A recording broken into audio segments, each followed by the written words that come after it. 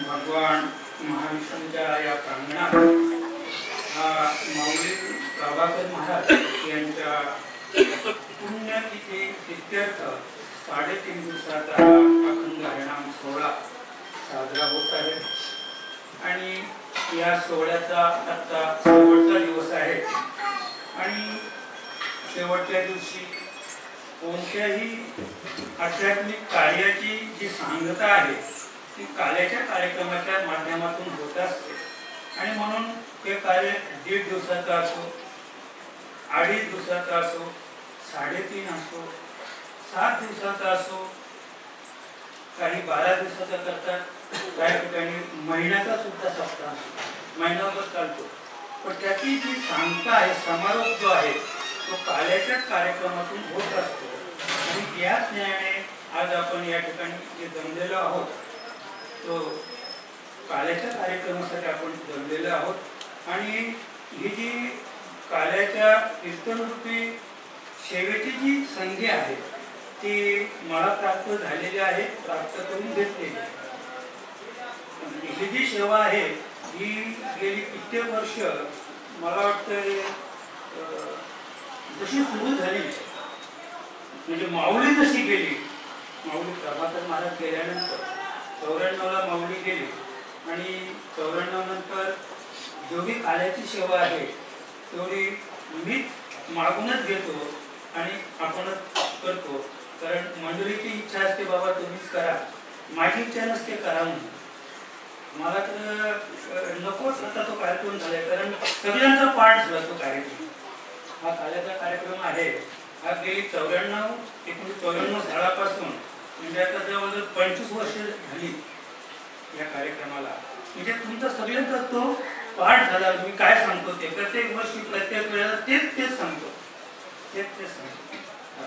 आणि म्हणून आज आपल्याला बहुत करून अध्यात्मातून अभंगात जायचंय आणि अध्यात्मातून काळा म्हणजे काय तो व्हायचा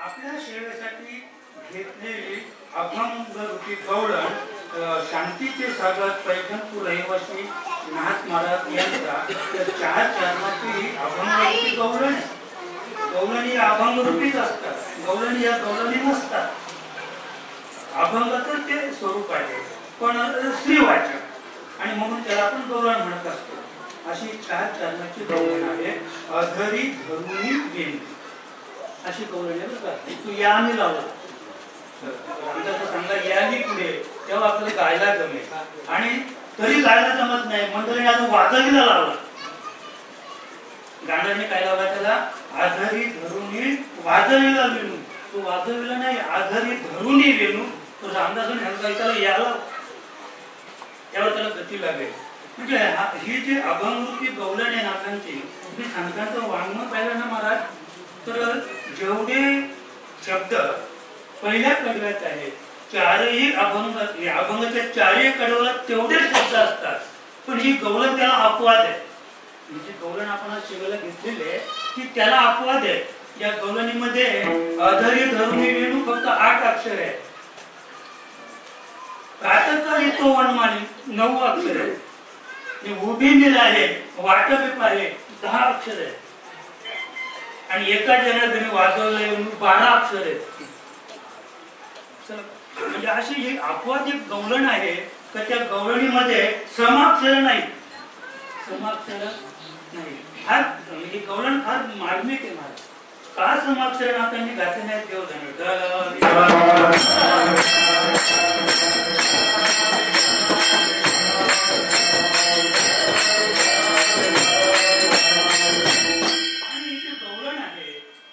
भावपूर्ण गवळण आहे आणि अधरी धरुणी या वेणू वाजवलेला कोणी नाही प्रश्नचिन्ह आहे या ठिकाणी प्रश्नचिन्ह अभंगात नाही गवळणीत नाहीये पण इथे प्रश्नचिन्ह म्हणजे त्या गवळणच्या ठिकाणी तो प्रश्नचिन्ह वेणू वाजवलेला कोणी नाही ही अशी गौरण आहे. आणि मग प्रातःकाळी तो वनमाली घेऊन जातो देवी. त्याप्रमाणे तिसऱ्या कर्जात नाथमाला सांगतात, उभी मी राहे वाट मी पाहे आणि केव्हा घेतेल मम कानू. इथे सुद्धा फार प्रेमपूर्वक शब्द वापरतात. आणि मग सोनू. आता सोनू तर एवढा प्रसिद्ध झालाय की मुलगी असली तरी सोनू आणि मुलगा असला तरी सोनू. आणि प्रत्येकाचा सोनू. आणि ज्या घरात सोनू नाही असं घरच नाही. ज्या घरात सोनू नाही असं घरच पाहिलं नाही सध्या कलियुगामध्ये. प्रत्येक घरात सोनू आहे. कदाचित तो मुलगा असेल, कदाचित ती मुलगी असेल, पण ती कोण आहे? सोनू. तशी गौरणीच्या दृष्टीने हा कोण आहे? कानू. इतकं प्रेमपूर्वक शब्द वापरलेले आहे. या कानू मध्ये सुद्धा मी नेमकी ही कानू ही स्त्रीवाचक आहे की पुरुषवाचक आहे ते मला सुद्धा सांगता येणार नाही. गौरांनी मात्र सांगितलं की केव्हा भेटेल मग कानू. एका जनार्दनी वाजविला वेणू आणि ऐकून मन झाले तरविणू. प्रातःकाळी तो वनमाली घेऊन जातो पांडुरंगा करो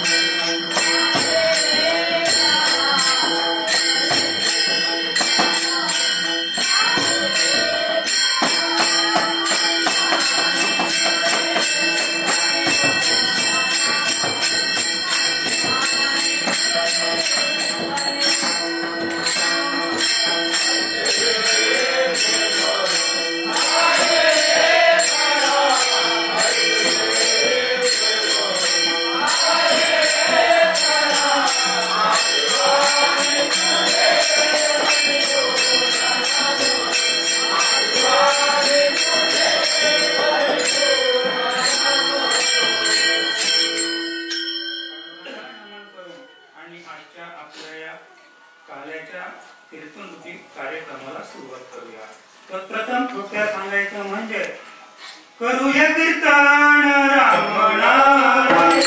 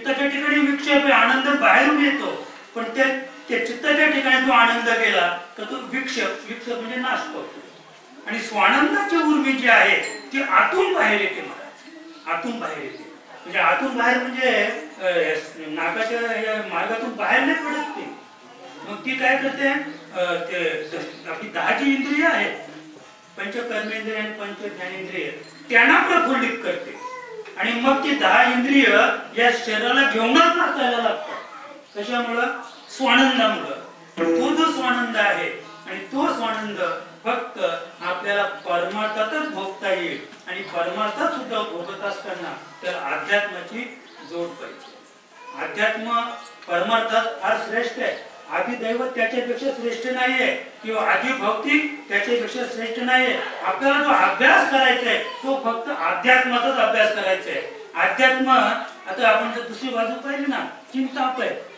अध्यात्म आदिभौतिक आणि आदिदैवी.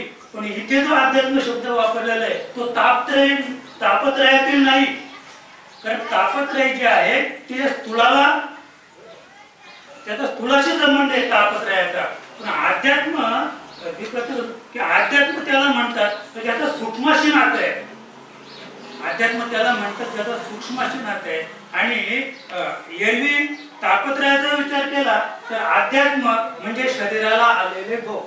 तो ताप असेल, थंडी असेल, नायटा असेल, खरूज असेल, अल्सर असेल, ऑपरेंटिस असेल, कॅन्सर असेल, कोणताही म्हणजे थोडक्यात ते शरीराला झालेला आजार यांना अध्यात्म. आणि या विश्वामध्ये फक्त 3च ताप, एकूण ताप किती आहेत? 3. आता बाकी विज्ञानाने किती केले तो विषय जाऊ द्या, नाही का. तर जसं जसं समाज पुढे चालला, जसं कली पुढे सरत चालला, तसे नवीन नवीन ताप पुढे यायला लागले. ते लाटा पण नवीन नवीन यायला, सुनामी लाट आली, त्यानंतर पुन्हा दुसरी कुठेतरी लाट आली, नाही का. आता मध्यंतरी तो इतका खडतर असा ताप आला होता डेंगू. आता डेंगू पण लाजला. आता दुसरा ताप आला कोरोना नावाचा. तर डेंगू त्याच्या पुढे फिका पडला. आता सध्या जे प्राधान्य कलियुगामध्ये ते कोणाला आहे? कोरोनाला प्राधान्य आहे. आणि कोरोनाने तर सगळी नातीच वृत्तीच संपवली. आम्ही म्हणतो का बरेच झाले तेव्हा. असाच कोरोना येत राहिला ना महाराज की सगळे नातं आपोआप थांबतील. आणि कोरोना आणि कली दोघांची रहस्य एक आहे. आणि कोरोना म्हणजे कोणी वेगळा आजार किंवा रोग नाहीये, तो कलीच आहे. कोरोना हा कलीच्या रूपाने या संसारामध्ये, या समाजामध्ये तो प्रविष्ट झाला. आणि त्याने ठरवलं की नाती कशी संपायची नाही. ही नाती संपवण्यासाठी आपल्याला म्हणजे हा एक कलीचाच कोरोनाच्या रूपाने अवतार आहे. आणि अवतार कोरोनाने घेतल्यामुळं नाती संपली. ज्या मुलीचा बाप कोरोनात मेला तर तिकडनंच कोणाला भावाचा, ताई तू येऊ नको, ताई तू बापाच्या मैदानावर सुद्धा येऊ नको, ताई नाही जात. का जात नाही? तर कसं जायचं, माझी 2 मुलं आहेत, माझा नवरा आहे, कसं का. म्हणजे मी गेले आणि जर मलाच लागण झाली तर माझ्या मुलांना लागण होईल, माझ्या नवऱ्याला लागण होईल. आणि त्याची सासू सासरे पण पाठवत नाही, जाऊच नको. आणि मग तसं तर सरकार पण ते प्रेत पण देत नाही कोरोनाचं. किती चांगलं झालं. आणि प्रेत मिळाला नाही ना मला कोणीच रडणार नाही. अशी जी प्रेत गेली ना कोरोनामध्ये, त्यांच्या घरी कोणीच नाही रडला, मुलगी सुद्धा नाही रडली, मुलगा पण नाही रडला, कोणीच नाही. बाची तर रडतच नाही. रडायला 2च माणसं, मुलगा मुलगी, पत्नी, नाही का. पण हे जे दुःख जे आहे ना ते सादृश्य आहे. दृष्टी समोर आलं तर मग माणूस रडतो. असं तुम्ही आता फोन करा, मुलीला फोन करा की आपला बाबा गेला, ती सगळ्यांना सांगत सुटते बाबा गेले, बाबा गेले. म्हणजे सांगताना दुःखाचा भाव नाही. पण जेव्हा ती वेशीवर येते ना, ते वेशीवर, तेव्हा मात्र तिथं हृदय फुटतं. इथे वेशीवर हृदय फुटतं. आणि जेव्हा ते तिथे प्रेत आहे वडिलांचं, तिथे आल्यानंतर मात्र ते काय करते, एकदम आकांत करते. आणि तिने आकांत केला की मग सगळी रडायला लागते. हे हा सादृश्य भाग आहे. आणि माझी अवस्था फार कठीण आहे. कोणाचे डोळ्यातले असून पाहिले की कोणी असू देतो, नात्यातच पाहिजे असं नाही, पण ज्याच्याशी आपलं काहीच नातं नाही त्याच्या डोळ्यात अश्रू पाहिले की आपल्या डोळ्यात अश्रू व्हायला सुरुवात होते. आपण माझं सुद्धा हृदय होतंय की काय दशा आहे. आणि जेव्हा ती बाई अशी गाऊन सांगते, त्याचे गुण गाते. माणसाने नेहमी सांगतो की आपल्या जीवनात फक्त एकच गोष्ट करा की दुसऱ्याचे गाता आले तर गुण गा. गाता आले तुम्हाला तर गुण गा. दुसऱ्याचे दोष पाहूच नका. जेव्हा आपण दुसऱ्याचे दोष पाहतो तेव्हा दुःख क्लेश येते. आपल्या ठिकाणी म्हणजे शास्त्राने प्रायश्चित्त सांगितलं की सगळ्यात मोठं पाप कोणतं असेल तर दुसऱ्याची निंदा करणे, दुसऱ्याची निंदा करणे. आणि म्हणून पाहायचं असेल तर गुण पहा, गायचं असेल तर दुसऱ्याचे गुण गा, पण दोष पाहू नका. पण आपण कुणाचेच गुण गात, आपण फक्त दोषच पाहतो आणि दोषाचे डोंगर आपल्या माथ्यावर येतात.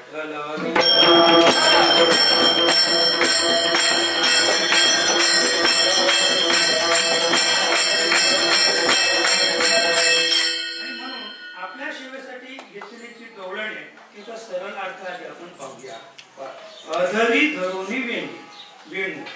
अधरी. अधरी त्याचे 3 अर्थ आपण पुढे पाहू. पण अधरी म्हणजे अधरामृत माहित असेल ना आपल्याला. अधरामृताचा कोणी अनुभव घेतलाय का? नाही. जेवढे स्त्री पुरुष मुलं बाळवून पुढे चालले तर प्रत्येक स्त्री पुरुषाने अधरामृताचा अनुभव घेतलेला आहे, पण त्याची त्याला जाण नाही. अधरामृत अधरी धरुणी वेणू वेणू वाजविला कोणी वेणू. ही काही गवळणीची स्थिती आहे, ही गवळणीची अवस्था आहे. ती गवळण सकाळी सकाळी घरामध्ये उठून बसलेली आहे आणि उठून बसल्यानंतर तिला कुठून तरी आवाज येतो आणि वेणू वाजविला कोणी नेणू. वेणू कोणी वाजवला बरं? म्हणजे नेणू जो शब्द आहे तो होकारात्मक नकार आहे, तो नकारात्मक होकार आहे. नेणू शब्दामध्ये नकार नाही. तुम्ही पाठीमागून घेतला तर नकारात्मक होकार आहे आणि पुढून जर त्याला अर्थ लावला तर होकारात्मक नकार आहे. नेणू शब्दामध्ये नकार नाहीये, तो नकारात्मक नकार वाचात्मक तो शब्द नाहीये, होकारात्मक आहे. वेणू वाजविला कोणी नेणू असं. आणि असा जो वनमाळी ज्याने तो वेणू अधरी धरून वाजवला तो वनमाळी प्रातःकाळी तो वनमाळी ती गवळण सांगते तिची जी अवस्था आहे त्या अवस्थेतून एकला प्रगट झालेलं, तिच्या मुखातून प्रगट झालेलं हे वाङ्मय नाथ महाराजांनी ग्रथित करून समाजापुढे ठेवलेले आहे. ती गवळण नाथांच्या समोर नव्हती गेली विचारायला. असे बरेच महात्मे आहेत की एक साधक आला, तुकोबांना विचारायला लागला, तुम्हाला माहिती आहे का अभंगाची निर्मिती कशी झाली? ती अभंग स्फुरतात आणि ते केव्हा स्फुरतात? नामस्मरणाने स्फुरतात. नारायण महाराज जालवणकरांनी किती सुंदर सांगितलं की मी जेव्हा अंथरुणावर पडतो रात्री 1-2 वाजता उठतो आणि स्मरणाने जे स्फुरले त्या 20 ओळ मी रोज लिहितो. आयुष्यभर त्यांनी ओळखलेले 17,000च्या पुढे त्यांच्या उभे आहेत. 17,000च्या पुढे नाथांतर तेच झालं. नाथ झोपायचे आणि 1ला 2ला 2:30ला उठायचे आणि मग ते काय करायचे? भावार्थ रामायण लिहायला. करत प्रभू रामायण राम त्याला झोपूनच देत नव्हता. रामाला झोपच लागत नव्हती. उठ नाथ उठ, झोपलास की तू उठ, लिहायला सुरुवात कर.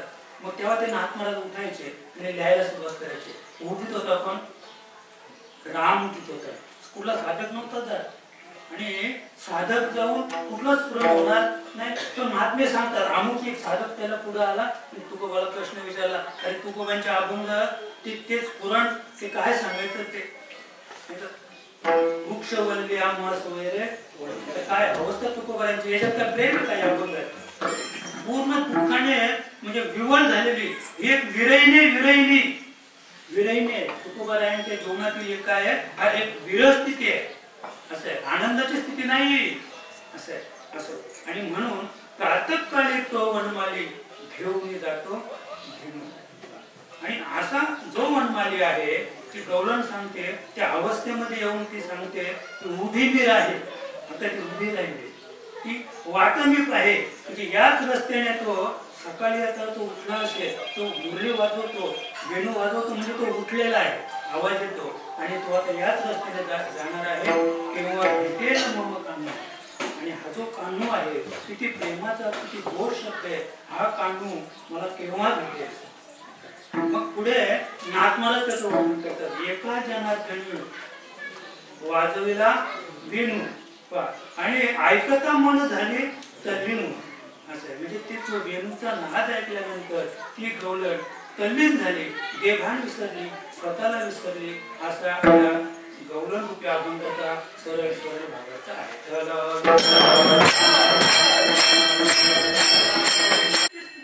आज आपल्याला जे पाहायचं आहे तुकोबांच्या भाषेत सांगायचं झालं चरित्र ते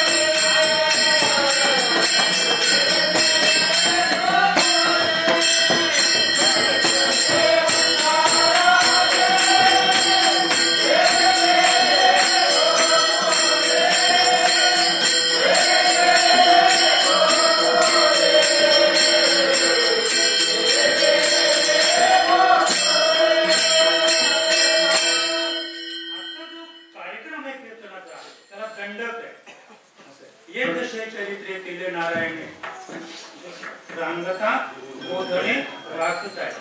असं म्हणजे ही जी ये दशे म्हणजे या दशेला आल्यानंतर म्हणजे भगवान श्रीकृष्ण कृष्ण रूपाला आल्यानंतर म्हणजे त्याने सगुण रूप धारण केल्यानंतर अवतार स्थित झाल्यानंतर त्याने जे चरित्र गोकुळामध्ये केलं आज त्याचा उच्चार करायचा.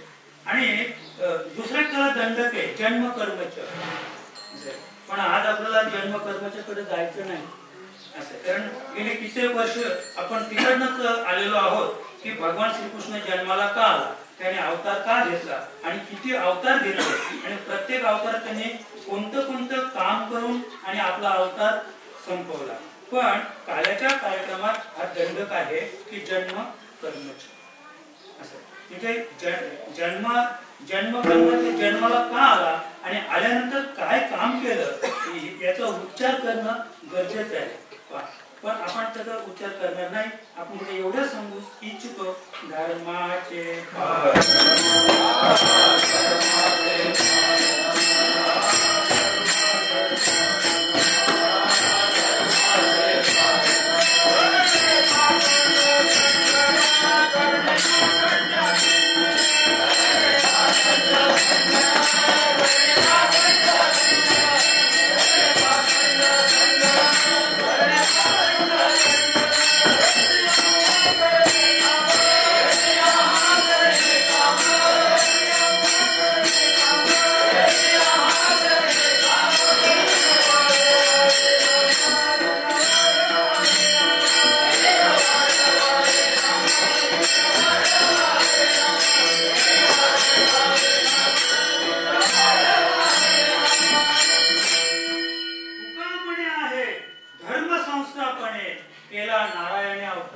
धर्माचं पालन हे देवाच्या उद्देशाने नाही बरं. धर्माचं पालन जो अभंग आहे तो संतांना धरून आहे. धर्माचे पालन करणे पाखंड खंडन हेच करणे आम्हा काम. वाढवायचं काम संतांनी केलं, पाखंड मत खंडन करायचं काम संतांनी केलं, देवाने नाही केलं. देवाने फक्त काय केला, आकाराचाच नाश केला. प्रभू राम जन्माला आले, रावणाला मारूनच टाकले. भगवान कृष्ण जन्माला आले, कंसाच्या अवगुण नाही घालवले, कंसालाच मारला. मी पाखंड खंडन केलं का, पाखंड तसंच राहिलं. म्हणून आज चित्र आपण पाहतो ना, आज जे पृथ्वीवर जे पाखंड आहेत ना त्याचं हे कारण आहे की रामाने रावणाला संपवण्यापूर्वी हे पाखंड संपवला पाहिजे होतं. पाखंड तसंच राहिलं. भगवान श्रीकृष्णाने सुद्धा कंसाला मारलं पण पाखंड तसंच राहिलं. आणि ते पाखंड सध्या जे सत्प्रवृत्तीचे आहेत ना, जे साधक आहेत, जे भक्त आहेत देवाचे, त्यांना नटतात. ते त्यांना नटतात कशामुळं, तर पाखंड हे कलीच्या रूपाने नटलेले आहे. कलियुग म्हणजे काय, कलियुग म्हणजे पाखंड मत. कलियुग म्हणजे वेगळं असं काही नाही, ते पाखंड मत आहे. आणि ते पाखंड मत आज आपल्या तुम्हा आम्हाला सर्वांना काय करून राहिलेले, त्रास देऊन राहिलेले. आणि म्हणून तुकोबाला सांगतात की नाही भीड तुका म्हणे सानात होत. म्हणजे जेव्हा आपल्याला परमार्थ करायचंय, आध्यात्मिक क्षेत्रात पदार्पण करायचंय, त्यावेळेला कोणाची भीड राखून चालणार नाही. तीक्ष्ण उत्तरे घेऊन या बाण इथे. कोणता बाण, ज्ञानाचा बाण. इथे तो बाण नाही. लक्षात, ही रत्नाकरमध्ये त्याने युद्ध किती सुंदर युद्ध सांगितलं. मी तू पाहतो क्षत्रियाचा धर्म सांगितला. क्षत्रिय म्हणजे काय आपल्याला माहिती आहे ना, क्षत्रिय म्हणजे काय, जो सीमेवर लढतो, आपल्या देशासाठी जो सीमेवर लढतो तो क्षत्रिय. आणि त्याचा थोडा अजून हे झालं, क्षत्रियाचं काय झालं, सैनिक असं. पण क्षत्रिय म्हणजे जो स्वरूपी आहे, जो अध्यात्माचा विचार करून वैराग्य आणि विवेकाच्या आधारे जो कर्म करून क्रियेपर्यंत पोहोचलेला आहे त्याला क्षत्रिय म्हणतात. क्षत्रिय त्याला म्हणतात की जो कारण देहापर्यंत पोहोचलेला आहे. त्याचं वर्णन आहे. तो जो कारण देहापर्यंत पोहोचला तो क्षत्रिय, महाकारणापर्यंत गेला तो ब्राह्मण, आणि सूक्ष्मापर्यंत राहिला तो वैश्य, आणि स्थूलापर्यंत जो आहे तो शूद्र. त्या शूद्राने सगळ्यांची सेवा करायची. हा सेवा नाही करत का, हा सगळ्यांची सेवा याचीच चालू आहे. हा सगळ्यांची सेवा करतो महाराज. स्थूल ज्याला आपण म्हणतो तो सगळ्यांची सेवा करतो. याचा चारही वर्णाचा विचार या देहामध्ये दीपरत्नाकरमध्ये सुंदर मांडलेला आहे आणि तोच विचार आपल्याला करायचा आहे. आणि म्हणून धर्म संस्थापने तुका म्हणे आहे धर्म संस्थापने केला नारायण अवतार. भगवान श्रीकृष्णाने जो 8वा अवतार घेतला तो धर्माची संस्थापना करण्यासाठी पाखंड घालवण्यासाठी नाही. आणि आमचा रात्री विषय झाला की तो अवतार 7वाच आहे. अवतार तो 7वाच आहे, पण शासनाला कसं 8वा मांडला तेच कळत नाही असं. आणि मग ते कळून घ्यायचं असेल तर सद्गुरू वाचून सापडेला. हा प्रश्न तुम्ही सद्गुरूला विचारा की हा जर म्हणजे 7वा तर झालाच नाही, मग तो रोहिणीच्या उती नेऊन घातला वगैरे वगैरे. आता आमचं त्या ठिकाणी एक विषय झाला की जी प्रभावती जी होती नचिकेताची आई प्रभावती, तर तिने ते फुलाचा सुगंध घेतला. उद्दालक ऋषीने, हा म्हणजे ऋषी, आम्ही ज्याला ऋषी म्हणतो ना, एखादी रूपण स्त्री पाहिली की लगेच त्याचं वीर्यस्खलन. मग मी म्हणतो माणसं बरी, माणसाचं कधी वीर्यस्खलन झालेलं पाहिलंय का तुम्ही दुसऱ्याच्या स्त्रीला पाहिल्यानंतर? नाही, माणसं बरी. ब्रह्मदेवाचं वीर्यस्खलन झालं. महादेव ज्याला म्हणतात ना, महादेव भगवान शिव, त्याचं तर नेहमीच ते वीर्यस्खलन व्हायचं महाराज. आणि मग ती कोटी मंदिर जिथं ते रेत पडलं ना, दुसऱ्याच्या स्त्रीकडे पाहून किंवा पार्वतीकडे पाहून किंवा वृंदेकडे पाहून तो मोहित झाला भगवान शंकर. आणि मोहित झाल्यामुळं त्याला काम जागा झाला. आणि काम जागा झाल्यामुळं मग ते रेत पडलं त्याला आपण शुक्रजन ते पडले. आणि ते या पृथ्वी तलावर कोटी ठिकाणी पडले. आणि जिथे ते पडलं तिथे काय झालं, लिंग तयार झालं. काय म्हणजे कौतुक आहे. आता वास्तविक हे शुभ आहे का? जे घडलं ते योग्य आहे का? अयोग्य आहे. पण त्याला अयोग्य म्हणता येणार नाही. कारण चौर्य कर्म भगवंताने गोकुळाच्या चोरी केल्या, ती चोरी केली, त्याचा चोरीचा उच्चार केला तर पुण्य लाभतं महाराज. भगवंताने चौर्य कर्म केलं त्याचा आपण काय करायचं, उच्चार करायचे. म्हणजे कर्मी नाही करायची, त्याचा विचार नाही करायचा आणि आचार पण करायचा, फक्त उच्चार करायचा. चोऱ्या ठीक आहे, चोऱ्या सोडून द्या, तिथे सोडून द्यायची ती. असं त्याने 16,008 व्याख्या केल्या, सोडून द्या. असं आपण तो विचार करू नका आणि त्या आचरणात सुद्धा आणू.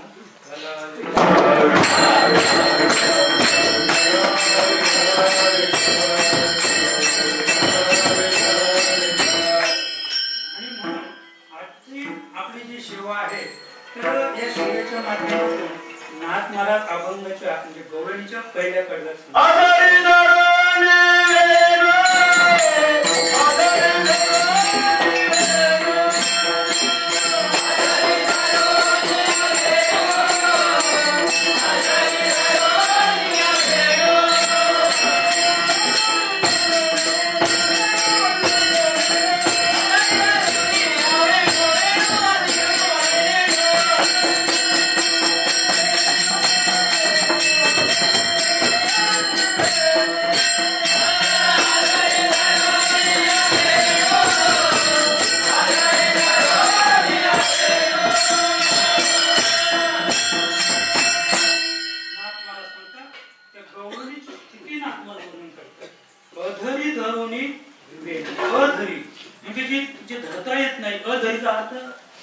कोणी सांगू शकते? अधरी म्हणजे जे धरता येत नाही ते. एक अधर म्हणजे ओष्ठ, आपल्या ओठांची बाहेरची बाजू, आतल्या बाजूला ओठ म्हणतात. आतला जो भाग आहे आपला हा, त्याला ओठ म्हणतात. ओठाची जी बाहेरची बाजू आहे ना, कळ, तिला अधर शब्द आहे. आता कदाचित आपल्या लक्षात येईल अधरामृत म्हणजे मला तिकडे नाही जायचं. मग ते तुम्हाला सांगणार पण आदरामृताचा अर्थ, कारण मग ते तुम्हालाच बरं वाटणार नाही माझ्या मुखातून आदरामृताचा अर्थ सांगणार. फक्त म्हणजे अधर म्हणजे ओठाची बाहेरची बाजू. पण भगवान श्रीकृष्ण जेव्हा तो वेणू वाजवतो ना, तर तो वेणू ओठाला स्पर्श नाही करत. जी मुरली भगवंताने देवाने जी मुरली वाजवली ती ओठाला स्पर्श नाही करत. काही अंतर ठेवलं. तुम्ही पहा, आता सुद्धा पहा, भगवान श्रीकृष्णाचं घरी जाऊन फोटो पहा, त्या फोटोमध्ये जी मुरली आहे ती ओठाला जॉईंट नाही, अशा अंतरावर आहे. आणि देव काही अंतर राखून तो वेणू किंवा ती मुरली वाजवत होता. असं काही अंतर राखून ही एक कला आहे. म्हणजे बाहेर राहून ती मुरली बाहेर आहे, पण तिच्यात म्हणजे अशी ते असं म्हणजे हवेचं ते संक्रमण करायचे त्या घोळामध्ये आणि हवेचं संक्रमण करून मग तो मुरलीचा नाद बाहेर यायचा. पण ओठाला स्पर्श नाही केला म्हणून त्याला अधर शब्द आहे. ओठाला स्पर्श न करता वाजवलेला वेण, हा एक अर्थ आहे. दुसरा अर्थ असा आहे की वेणू म्हणजे काय? वेणू म्हणजे विणा का? नाही, वेणू म्हणजे विणा नाही. वेणू नावाचं वाद्यच नाही पृथ्वीत आलं. ते गिटार आहे, मृदुंग आहे, विणा आहे, मुरली आहे, बाकीची वाद्य आहेत, पण वेणू नावाचं वाद्य तुम्ही बघायला का वेणू आणला म्हणून? म्हणजे वेणू नावाचं वाद्य नाही, वेणू नावाचा नाद आहे. वेणू नावाचा नाद आहे आणि तो नाद त्याचं जे मूळ आहे ते आपल्या देहामध्ये, त्याचा जो उमग आहे, तो जो उमटतो तो हृदयाच्या ठिकाणून, त्याच्यापेक्षा तसं न सांगण्यापेक्षा तो त्याचा जो उगम आहे, त्याचं जे मूळ वेणुनादाचं ते बेंबीच्या देठातून, तिथून तो नाद बाहेर येतो. बेंबीच्या देठातून तो नाद बाहेर येतो. म्हणून त्या गवळणीची अवस्था झालेली आहे. अधरी. बरं, दुसरी गोष्ट अधरी, जे धरता येत नाही ते वाजवायचं कसं? जे धरता, जे हे साधारण आहे. समजा आता मृदुंग वाजवायचं आहे, पण त्याला स्पर्शच नाही केला तर वाजून दाखवा नाही का? आणि हाच प्रश्न प्रभू रामचंद्राने, लक्ष्मण जेव्हा प्रभू रामचंद्राकडे गेला की म्हणे प्रभू एका घावाने रावण मारतो म्हणे, एका घावाने तो मुंडकं उडवतो असं. पण रामाने किती नीती शिकवली. लक्ष्मणा युद्ध करायचं ना, न लागता घाव. रावणाला मारतो ना लक्ष्मणा, तू जा मार, तुला मी परवानगी देतो, जा रावणाला मार, पण न लागता घाव करू नको. रावणाला मारतो पण त्याच्यावर वार करू नको. आता सांगा तुम्हाला जर इथे असं प्रायश्चित्त सांगितलं की चला जाऊन मार पण वार करू नको, तर मार शब्द कुठे? मार शब्द वारात आहे. मार शब्द कुठे? वारात आहे. वार केला तर त्याला मार म्हणता. काय मारला? म्हणजे मारण्यासाठी तुम्ही हाताचा वापर करू शकता, मारण्यासाठी काठीचा वापर करू शकता, मारण्यासाठी बंदुकीचा वापर करू शकता, किंवा मारण्यासाठी तलवारीचा वापर करू शकता. पण तुम्ही या साधनांचा वापर जर केला नाही तर त्याला मार शब्द, मृदुंग त्याला स्पर्शच केला नाही तो वाजेल का? नाही वाजणार. पण इथे नाथमाला काहीतरी वेगळं सांगतात. अधरी म्हणजे न धरताच अधरी धरोनी वेणू, जी धरता न येणारी गोष्ट आहे ती धरली, जी धरता न येणारी. मग आम्ही धर शब्द जो आहे तो कुठे लागू पडतो? पायाने धरता येईल का? हाताला आहे. मग हात कुठे? बाहेर आहे. मग न धरणारी वस्तू कुठे? आतमध्ये आहे. मग अशी आत विराजमान असलेली वस्तू अधरी, असं अधरी म्हणजे धरता न येण्यासारखी वस्तू, जे हाताला स्पर्श न करण्यासारखी, त्याच्या पुढे सांगतो हाताला न लागण्यासारखी. म्हणजे जे मन बुद्ध्याधिक जे आहे, मन बुद्धी चित्त अहंकार, त्यांना जी गोष्ट कधीच कळली नाही आयुष्यामध्ये, ती आपल्या हातालाच आली नाही. बरं का? आपण संतांना शरण गेलो तर महात्मे सांगतात हरी आला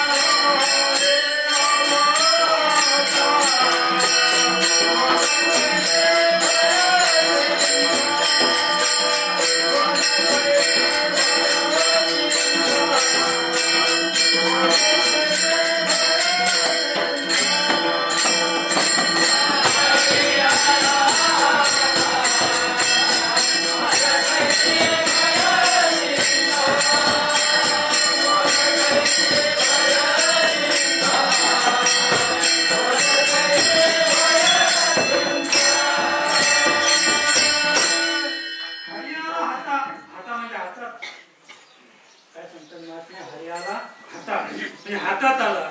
इतका सोपा आहे का हरी? एवढं सोपं आहे? हरी पाहिलाय का तुम्ही? महात्मे सांगतात हरी पाहिला रे हरी पाहिला रे. संतांनी पाहिला तो हरी, पण तो हातात नाही आला. हातात आला तो हरी आला हातात. हाता म्हणजे प्रगट झाला, पण कुठे? हृदयाच्या ठिकाणी तो प्रगट झाला. आणि हृदयाच्या ठिकाणी प्रगट झाल्यानंतर महात्म्याने वैखरीतून त्याचं प्रकटन केलं. हरी आला म्हणजे माझ्या हातात हरी आला, म्हणजे मला काय थोडक्यात की हरी माझ्या हृदयामध्ये प्रगट झाला. म्हणजे हातात हरी येणार नाही, पण हरी आला हातात. आता कशी भय, म्हणजे माझ्या हृदयामध्ये किंवा माझ्या या शरीरामध्ये हरी प्रगट झाल्यामुळं, हरीचा वास झाल्यामुळं आता मला कुठल्याच प्रकारची चिंता राहिली नाही. चिंता कोणती? आम्हाला प्रपंचाची नाही का चिंता. खरं चिंता कुठली पाहिजे आपल्याला? जन्म मृत्यूची रहाटी चुकवण्याची जी प्रक्रिया आहे, ती प्रक्रियेसाठी आपण जन्म घेतलेला आहे. आम्ही नेमके तिथे विसरलो. त्याचं कारण ब्रह्मदेव सांगतात की मी जेव्हा मनुष्यदेव निर्माण केला, मी मनुष्यदेव निर्माण केल्यानंतर भगवंत सांगतात की त्या देहाबरोबरच मी माया पण निर्माण केली. उलट माया आधी निर्माण केली. तिला आधी नावच आधी माया, म्हणजे आधी माया निर्माण केली. आणि मग हा देह निर्माण केला आणि या देहात ते ज्ञान घातलं, पण त्या ज्ञानावर पांघरून घालण्यासाठी आधी मायेची निर्मिती केली. नाही तर सगळे लोक उधळून गेले असतील आणि सृष्टीची जी कला आहे ना ती बिघडली असती. सगळी माणसं उधळून गेली असती, माणूस पृथ्वीवर राहिलाच नसता, म्हणजे ती शोभाच गेली असती. आणि ती शोभा टिकवायची भगवंताला, मग आधी मायेची निर्मिती केली. आणि त्या मायेने या जीवावर अविद्येचं पांघरून घातलं, अविद्या. आणि त्या पांघरुणामुळं माणसं चिंता करतात प्रपंचाची.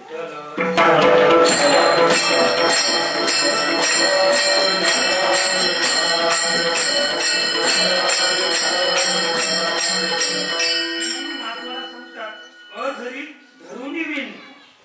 अधरी जी धरता येण्यासारखी जी गोष्ट नाहीये, जी हातात येण्यासारखी गोष्ट नाहीये, ती गोष्ट आत्म्याला सांगतात त्या गवळणीने आपल्या हातात धरली. ह्या हातात नाही बरं, ह्या हातात नाहीये. काहीतरी तिला तो अनुभव आला आणि तो अनुभव स्वतः नाथच गवळण झाले. आता इथे गवळण काही वेगळी नाहीये, हे रूपक आहे. हे गवळणीचं रूपक आहे. नाथच गवळण झाले, नाथांना तो साक्षात्कार झाला. नाथांची ती अवस्था आहे की नाथांच्या ठिकाणी झालेली अवस्था ते समाजापुढे प्रगट करून सांगतात की अधरी धरुनी वेणू. आणि असं जो वेणू आहे, तो वेणू ही वस्तू नाहीये, वेणू नावाचा नाद आहे. आणि तो नाद या शरीरामध्ये कुठेतरी प्रविष्ट आहे. तो नाद प्राप्त होण्यासाठी हात या ठिकाणी जी कुंडली निदळली, बेंबीच्या ठिकाणी वेटोलं घालून ती कुंडलिनी नावाची शक्ती निजलेली आहे. जेव्हा म्हणजे थोडक्यात जेव्हा मी सद्गुरूला शरण जातो, सद्गुरूला शरण गेल्यानंतर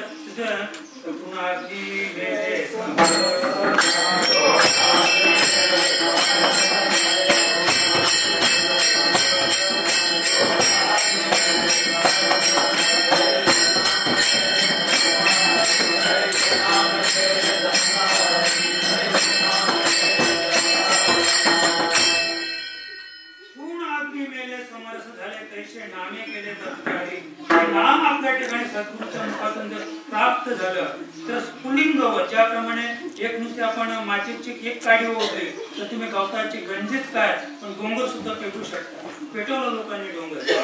इतकी लोक काय सांगायचं, लोक का पेटवतात तेच कळत नाही. म्हणजे सचिव पदासाठी पानं असतात ना, सागाची पानं, त्याच्या खाली स्वतः लपलेला असतो. आणि जेव्हा पारधी जातात तर तो त्या पारध्याकडे पाहतो, पण तो बाहेर नाही निघत. त्याला माहिती आहे की हा सावज टिपायला आलेले. ती पानच जाळून टाकायचं, सगळं गवत जाळून टाकायचं, म्हणजे वगैरे वगैरे राहते. तो आपला विषय आहे. आपलं एवढंच कायच आहे की अधरी धरुनी वेणू, वेणू वाजविला वेणू. म्हणजे हा नाथांच्या जीवनातील अनुभव त्याने गौरवातून प्रकट केलेला आहे. की थोडक्यात सांगतो एक व्यवहाराचं उदाहरण की सकाळचे समजा 10ची शाळा आहे. आता 10चीच आहे ना सध्या, आपल्याची होती. आमच्या शाळा 11 वाजता भरायची, 5:30 वाजता. आता काही ते पिरियड म्हणतात किंवा तास म्हणतात, ते घटवीत आता 10ला भरते म्हणतात आणि 1ला का 2ला सुट्टी आता सध्या. म्हणजे फार अल्पावधीमध्ये ती शाळा भरली जाते आणि ती पण दिवसआड भरते. कशी गंमत आहे, शाळा दिवसआड भरायला लागली महाराज. आणि म्हणून आम्ही पण प्रार्थना गुरुवार समोर करायला लागलो.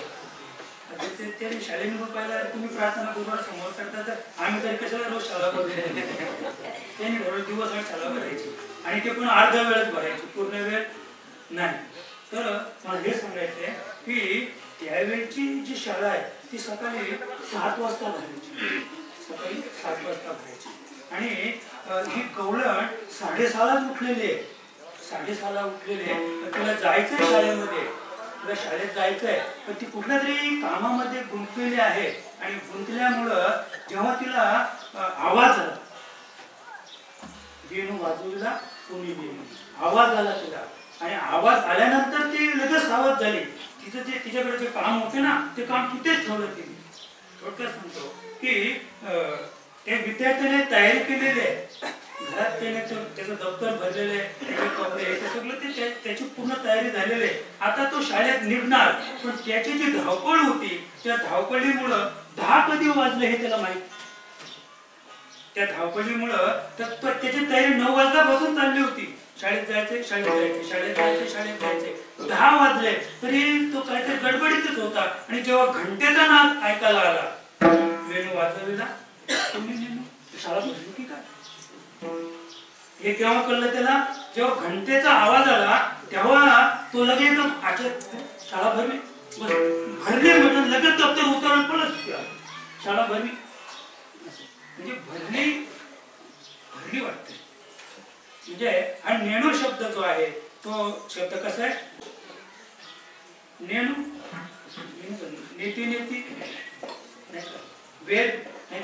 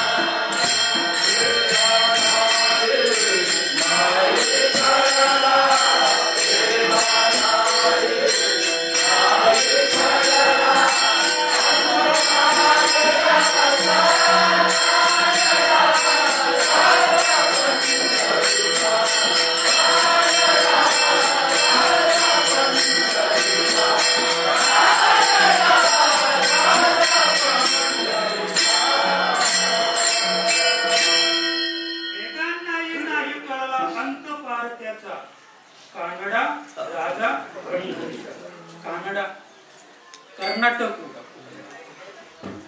नाही बैसला नाही घडवलेला भेटावया आला कुंडलिका. पण एकटे सांगतात की कानडा राजा आहे तो पंढरीचा, पण तो कुठला आहे, कर्नाटकवरून आलाय महाराज. तो कर्नाटकवरून आणून त्याची प्राण प्रतिष्ठा पंढरपुरात केलेली. पण हे बोलू नका बरं का, नाही तर आपल्या तोंडात किडे पडतील. हे बोलायचं नाही कर्नाटकवरून आला म्हणून. आणि दुसरं एक पांडुरंग कर्नाटकवरून आलेले आहे नाथांकडे. तर कर्नाटकच्या राजाने त्याला इच्छा झाली पांडुरंगाची मूर्ती बसवायची, सात्विक इच्छा, अशी काही इच्छा होती. त्याने पांडुरंगाची मूर्ती घडवून आणली. पांडुरंग रुक्मिणी सहित होते. घडवून आणल्यानंतर पांडुरंगाने त्याला दृष्टांत दिला, कारण म्हणे तू राजा आहेस आणि तुझ्या राज्यामध्ये काही मला बरं वाटणार नाही. मग तो असं कर म्हणे, मला पैठणला ने, नाथांकडे ने, मला तिथं मला बरं वाटेल. आणि म्हणून त्या राजाने ती मूर्ती आपल्या खांद्यावर घेतली. पण त्याने एक सांगितलं होतं, कुठेच उतरू नको. म्हणून आता सुद्धा तेव्हा मी मुंबईमधून मूर्ती काढली ना महाराज, तर रस्त्यात थांबवायची नाही म्हणे.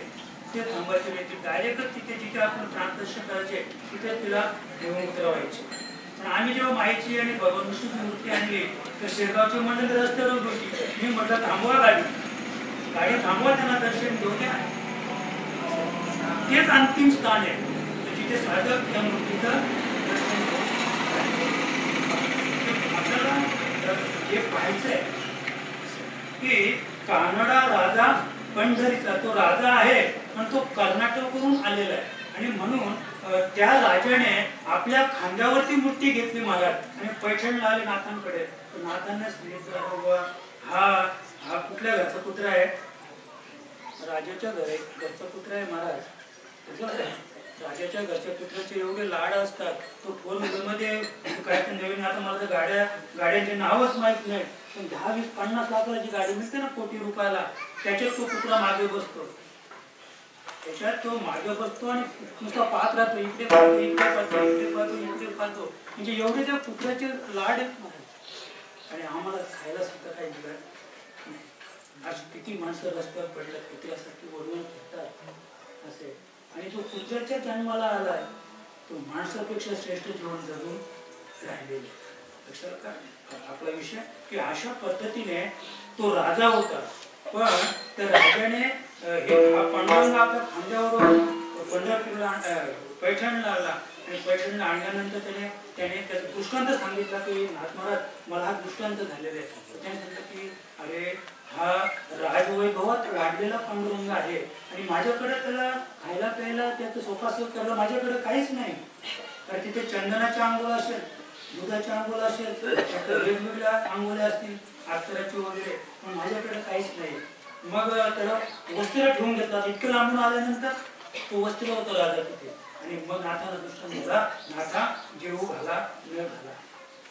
एवढे काय सांगितलं पांडुरंगाने की नाथ महाराज आता मला परत पाठवू नका, मला तुम्ही जेवायला पण घालू नका, मला तुम्ही माझ्या आंघोळ पण करू नका, मला लाईट पण लावू नका, कालकत्ता ठेवा मला, पण तुम्हाला परत पाठवू नका.